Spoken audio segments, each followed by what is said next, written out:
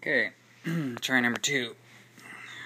Programming was fine. It was just made a bad assumption about this red wire over here and the red wire over here. The red wires are not the same side. I would assume that they would have been a common or hot side or whatever, but they're flip-flops. So, my bad.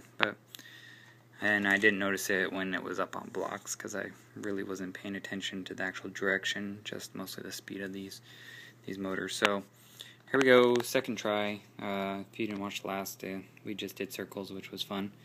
I'm gonna go ahead and use this piece of paper this time. Use some foam, but I could tell it wasn't gonna really drive over it very well. I also trimmed down the amount of delay on the turnaround time, but we'll see how it works, and I'm sure I'll have a lot of adjustments. So I'm going to go ahead and power this little guy up here for our second trial run. This guy was funny enough, I might not post it first, but we'll see. So, yeah, that'll do. Alright, so let's see if he drives nice and straight. Push this and watch the countdown.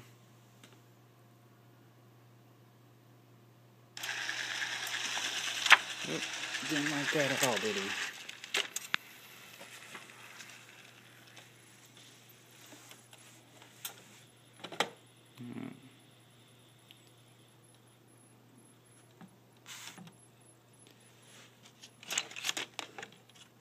Yeah, come on, buddy.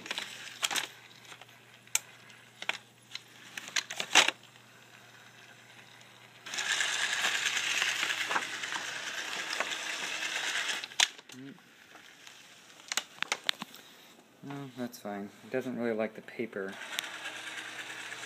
So maybe I can tube it into steering over here to a real cliff. I'm good.